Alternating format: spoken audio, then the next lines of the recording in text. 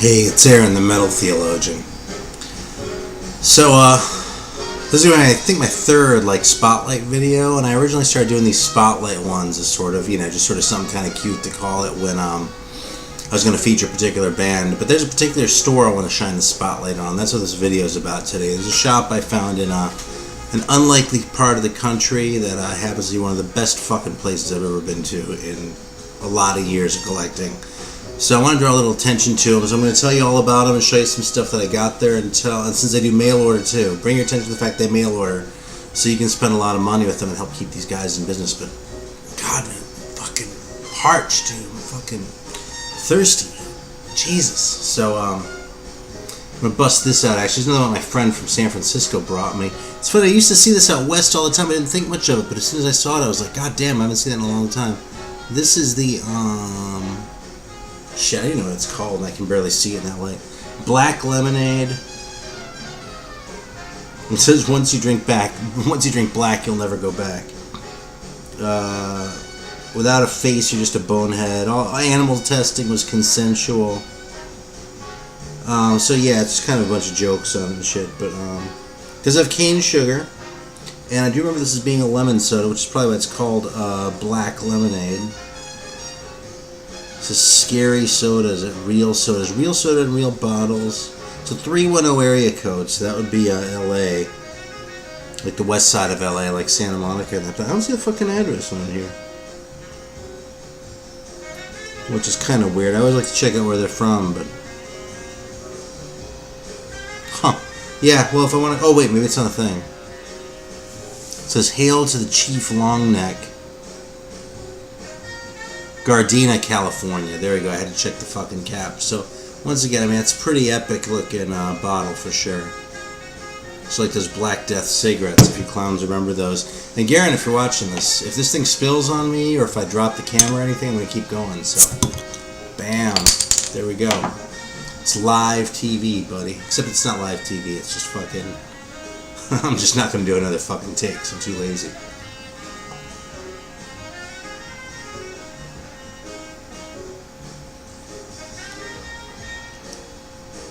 It's a really intense lemon.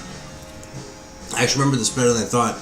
I got like the Lemmy's lemon a while back, which is more like sort of refreshing. This is really like, ooh, a lemon. It's almost like, almost has the intensity of like if you're drinking like that real lemon shit straight, except it is a little sweeter than that. But it's very sour and very kind of acidic, actually.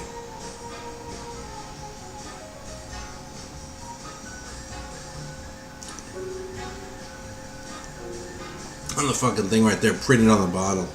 It says drink the dark side. Yeah, they went nuts with this shit. Yeah, it's good. It's really not an everyday drink for me. I mean... Oh shit, hang on, I dropped a fucking record here. But yeah, I mean, I wouldn't drink that shit all the time. It's just a little bit too intense for me. It's a little too, just too much acid, you know. I don't want to say it's too sour because it's really not too sour. God, my hair looks fucking weird too. But it's just too like real lemony or something like that. I don't know. I'm not really a huge fan of it, honestly. But it's a cool bottle, man. And not every soda I do can be the greatest soda ever, right? All right, so check it out. So when I was doing sort of the tour, driving around the state last week. When my friend was out here visiting, we went up to Greenville, South Carolina. Specifically, I had come across a shop on Discogs, which y'all should know about anyway, that had some free jazz shit I was kind of keeping an eye out for. And I went and looked at their list, and just sort of, some of the things jumped out at me, right? It's the way it always does. And of course, as record collectors, you find one thing you want, you have to look through the list and see what else is in there, right? Excuse me. I wouldn't burp so much in these fucking videos if we were drinking soda. I don't always do that. It's just like when I fucking swill a whole bunch of like something bubbly and then I try to talk, Anyway, so my friend came out and he was like, you know what I should have gotten a long time ago when we saw it at Amoeba? There was a fucking copy of the first Message record that Donna knew was coming. Like, and you told me to get it. I got it from Books and Dreams and I loved it, but I didn't get that first one. I really kind of regret it. I was like, oh, well, dude, as a matter of fact, there happens to be a shop in Greenville that has it. So was like, we can drive up there and get it if you want. So he was like, okay, I want to do a road trip anyway. So we drove up to Greenville. We didn't call ahead, by the way, because that would have been cheating, like to call and see if it was actually still in stock. We just sort of drove 3 hours and took our chances. But the dude had a couple copies, because one of the things I learned is that he orders extra copies of shit that's like quality shit. And if it takes a while to sell off, so be it. He has quality shit in the meantime. So the place I'm talking about is Cabin Floor Records. I got this from there. You see that? And there's actually the phone number on there too. 864-992-9999. This is a person's private residence. I wouldn't be doing this shit. It still feels a little creepy. Cabin Floor Records, though, man. If you're ever in Greenville, check them out. If you're not ever in Greenville, and the fact is, if you're in, say Albuquerque watching this video, you're probably not gonna be in Greenville, South Carolina anytime soon, unless I don't know. And never mind. So, but I was just blown away. It's a one-man operation, okay? Just one dude running the shop by himself, ordering shit. He has the regular shit there, you know what I mean? It's a business, right? Saw a copy of Thriller there.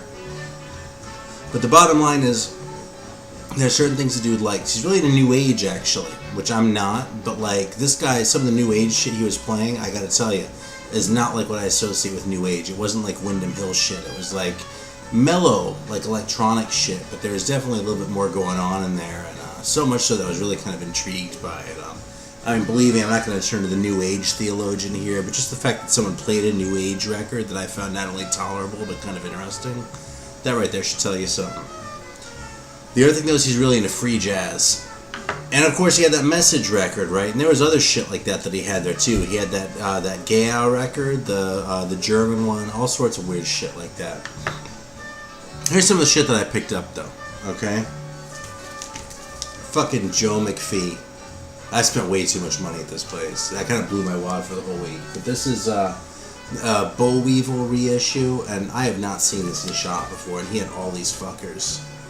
So I kind of went ape shit. This record's awesome. Underground Railroad by Joe McPhee. Also got Trinity, which is not quite as crazy as that last one, but still a very intense record. Just fantastic free jazz shit, and these are really cool reissues. Pieces of Light. Seriously, I think Boll Weevil did 4 of them, and I'm going to show them all in here, because Pieces of Light, also very nice. It's probably the most mellow of the 4, but, it's a mellow free jazz record, so it's still, it's not like listening to an Archie Shepp record, but it's not like listening to Kind of Blue either, and then finally I kind of saved this one for last. This is Nation Time. All-time classic record. I actually only became aware of this thing within the last year, and it's one of those records where I was like, where have you been all my life? Or at least for the last 8 years or so since I really started to appreciate jazz. Because that record's just a motherfucker. I mean, on top of that, he had this. Seriously, does your local record store have Peter Brutzmann records? Fucking blew my mind. And he had a bunch that I already had too, so the only ones I actually bought from him were this one and this one, which is one of my all-time favorite titles. The nearer the bone, the sweeter the meat. Actually, I gotta say, just about any record title with the word meat in it is okay by me. But the nearer the bone, the sweeter the meat just rules. Yeah, he carries all the Cienfuegos shit. A Spanish-named label based in Austria. Go figure. I think I might have talked about them before, too, because I'm so blown away. They've done some of this shit. They've been doing these FMP reissues, which is like this German free jazz label from, like, mostly the 70s, although I think they continue to exist into the 80s. They did a lot of Peter Brutzmann stuff. They did, like, the Globe Unity Orchestra. They did a few records. There are a couple of big names I'm forgetting. Willem Breuker, they did some stuff. There's a whole bunch of shit, man. It's kind of nuts. Fuck, there are like 1 or 2 that I'm spacing. Well, whatever. That's the way it goes. Anyway, so they mostly did these Peter Brutzmann ones. They also did a couple Alexander von Schlippenbach and Manfred Schoff. And I actually already went ahead and ordered a couple other things with the Cabin Floor dudes. So I'm putting my money where my mouth is, and ordering some shit from them because I want to keep them there. Because I also found this motherfucker. Look at that. Sonny Murray's Untouchable Factory. I haven't even cracked this one yet, honestly. Apple cores, though, but it's a fucking Philly jazz thing. I know Philly Jazz from the Sun Ra records that came out on Philly Jazz. But man, fucking Oliver Lake, Cecil McBee, fucking Arthur Blythe, Don Pullen. I mean, my God, it's just obviously so good. And again, it's the sort of thing you can go online and you can find this shit from some dealer. And I'm trying to double back on my rant, my pro dealer rant from a few weeks ago, or whenever the hell that was, in the record store day one. But the fact is, you can do that, or you can support a local shop. This is an actual store you can walk into and browse around, and fucking, I'm all about supporting these guys all day long. This one, I was not aware of. I didn't even know it existed until I saw it on his list, and then when I was sort of looking at it in the shop, the dude was like, "Oh my God, it's fucking fantastic. You gotta check that one out." So I did, and he was right. This is Solidarity Unit Incorporated. The record's red, black, and green. Awesome record. Just great free jazz. And really listenable, too, in a way that a lot of this stuff isn't. I mean, it's a pretty whacked out record, you know what I mean? It's not, it's not like the fucking Blue Mitchell record I'm playing right now. But it's not like Bells or something like that either, where, you really have to either focus on it or else just sort of sit back and let it slide over you. There's kind of no in between, you know what I mean? This is sort of one of those kinds of records where you can peel it like an onion and the layers keep coming, so those are the reissues I got. And then just as far as some of the used shit that he had lying around, because this shit blew my mind too. Fucking, how about this one right here? It's funny, Mibber just showed this recently. How about this just sitting there? When's the last time you saw this in a fucking shop, man? Fucking Lust from Tennessee. This is the Bellophone press. I don't know if there was a private one as well, but to all intents and purposes, I mean, when the dude's dressed up like that, you can tell he doesn't have a label going, "Come on, dude, you look like a fucking moron. Why don't you wear some, chains or something, You just look like a fucking dork." But this record's pretty good. I haven't listened to about half of it because I've been geeking out over the jazz. Solid hard rock, though, man. It's metal, but it's rock, and it's not, glammed out like what you might think it would be with that cover. And, man, they're from Tennessee, Medieval Seal, Cookeville, Tennessee. I don't even know where the fuck that is. Although by the time you watch this, I probably will, because I'm such a geography geek. I'll go find it on the fucking map. Found this thing. And this was not expensive, by the way. I mean, it wasn't like a steal, but it was a very fair price given the condition this thing is in. Yeah, I have the U.S. press, but this is cool to have. It's cool as fuck to have is what it is. Fucking, how about this one? The double. I've been keeping an eye out for this one for a while. Sitting right there. The cover is actually still in the shrink, too. When I opened the gatefold on this thing, it was the first time that fucker had been opened since 1971 or whenever this thing came out. I love these early Crusaders records. The Jazz Crusaders ones are okay. The later 70s Crusaders ones, But there's that sweet spot right in the early 70s, like this one, Unsung Heroes, Second Crusade. Just fantastic shit, man. This shit's just sitting there waiting for someone like you to pick it up. Although, I don't know if this will all make it to his Discogs site.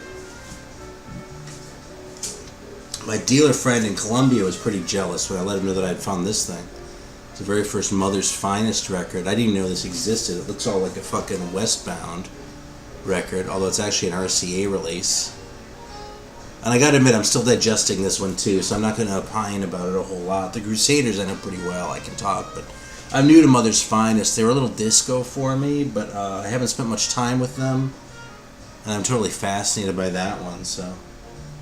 And this one, I don't like to talk about prices, but this was $3.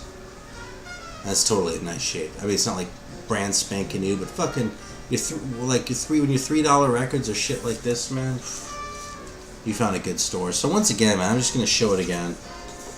And I feel like I'm kind of laying it on a little bit thick here, but cabin floor records, that's like when you walk into a record store, what you want it to look like is cabin floor records. If you hate free jazz and you hate this shit, and and they don't have any metal in that day that's any good, it's still the kind of shop you'd walk into and go, "God damn, man, this is the sort of place that should exist. This is the sort of place that should be all over America. It's a labor of love. He's doing it for us. He's doing it for himself, too. But he's doing it for us, and fucking, yeah." So I'm going to try to remember to put a fucking link to his Discogs down there. So y'all can spend a lot of money with him, and I help the cat stay in business. So next time I'm up in Greenville, I can go up there and also spend a lot of money. Awesome records. Thanks for indulging me here. I got more shit to show, but this one's dedicated to Cabin Floor Records, 100%, man, because I'm just so blown away. Just trying to see if there's anything else on here I should show. There it is again. Fuck it. All right, we're done. Thanks for watching, and yeah, man, fucking my public service announcement. And you are the public, so keep that in mind.